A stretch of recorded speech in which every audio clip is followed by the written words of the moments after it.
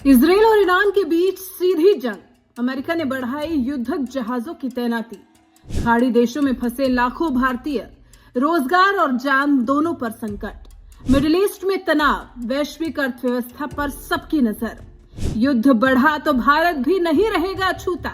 महंगाई बढ़ना तय रहा। किसी ने सच ही कहा है कि दुनिया इस वक्त बारूद के ढेर पर बैठी है। इजरायल, अमेरिका और ईरान, ये तीन नाम इस समय एक ऐसे महायुद्ध की आहट दे रहे हैं जो पूरी दुनिया का नक्शा बदल सकता है। दुनिया इस वक्त इतिहास के सबसे खतरनाक मोड़ पर खड़ी है।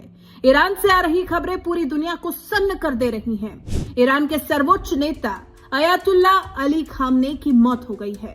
एक तरफ ईरान अपने सबसे बड़े नेता की मौत के मातम में डूबा है, वहीं दूसरी तरफ इजरायल और अमेरिका की मिसाइलें सरहदों पर गरज रही हैं। परमाणु ठिकानों पर भी जबरदस्त खतरा मंडरा रहा है। और सवाल वही एक कि क्या ये तीसरे विश्व युद्ध की आहट है?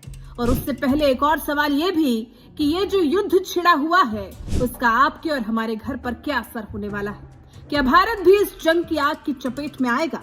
देखिए, वैसे तो इस युद्ध की जड़ें काफी पुरानी है, लेकिन ताजा चिंगारी भड़की 7 अक्टूबर 2023 के हमास हमले से, जिसके बारे में अभी हाल ही में इजरायल पहुंचे पीएम मोदी ने भी कहा था कि वो हमला बर्बर था और हमास के आतंक को कभी नहीं भूला जाएगा।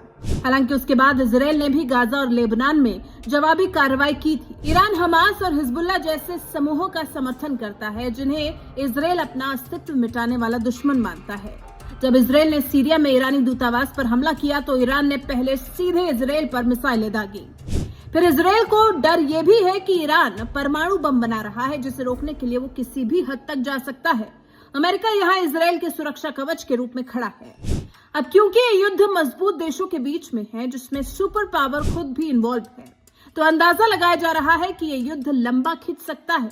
वैसे इस युद्ध के लंबा खिंचने के कारण और भी हैं।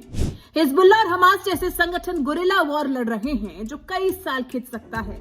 ईरान और इजरायल के बीच दूरी अधिक है, इसलिए ये युद्ध जमीनी सेनाओं से ज्यादा मिसाइल और ड्रोन की तकनीक पर टिका है। अगर इस युद्ध के जरिए अमेरिका और रशिया सीधे आमने सामने आ गए तो ये कई साल चलने वाला एक कोल्ड वॉर या लॉन्ग टर्म प्रॉक्सी वॉर बन सकता है। और जब ये युद्ध लंबा खिंचेगा तो निश्चित तौर पर भारत भी इससे अछूता नहीं रह पाएगा। भारत पर इस युद्ध का क्या असर होगा? भारत अपनी जरूरत का 80% तेल आयात करता है। मिडिल ईस्ट में तनाव मतलब है पेट्रोल और डीजल के दाम आसमान छूना। इससे महंगाई बेकाबू हो जाएगी। खाड़ी देशों में लाखों भारतीय काम करते हैं। युद्ध बढ़ा तो उनके रोजगार और जान पर खतरा मंडराएगा। भारत ने जो यूरोप तक व्यापारिक रास्ता बनाने का सपना देखा है, इस युद्ध की भेंट चढ़ सकता है। शेयर बाजार में भारी गिरावट निवेशकों की नींद उड़ा सकती है। यही कुछ मुख्य कारण है जिससे भारत भी कहीं न कहीं इसकी चपेट में आ सकता है। अब ये समय भारत के लिए दोस्त या रणनीतिक साझेदार के बीच संतुलन बनाने की परीक्षा है। भारत शांति का पक्षधर रहा है। भारत मानता है कि युद्ध चाहे किसी के भी बीच में हो, लेकिन हार मानवता की ही होती है।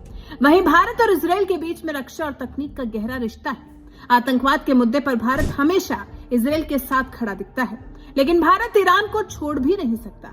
ईरान में मौजूद चाबहार पोर्ट भारत के लिए मध्य एशिया का दरवाजा है। अगर ईरान से रिश्ते बिगड़े तो अफगानिस्तान और रूस तक पहुंचने का रास्ता भी भारत के लिए बंद हो जाएगा, जो भारत कभी नहीं चाहेगा। इसके अलावा भारत के लाखों नागरिक सऊदी अरब और यूएई में रहते हैं। मोदी सरकार ने इन देशों में ऐसे रिश्ते बनाए हैं कि आज अरब देश भारत की सलाह का सम्मान करते हैं। ऐसे में इस युद्ध के बीच में भारत का रुख काफी अहम हो जाता है। देखना दिलचस्प होगा कि इस युद्ध पर हमारे देश का रुख क्या होता है। ईरान और इजरायल के बीच में सुलह करा पाने में पीएम मोदी कामयाब हो पाते हैं। वैसे आप इस बारे में क्या कुछ सोचते हैं? अपने विचार हमें कमेंट सेक्शन में जरूर बताइएगा। साथ ही हमारे इस वीडियो को लाइक कर चैनल को सब्सक्राइब कर बेल आइकन दबाना बिल्कुल नहीं भूलिएगा।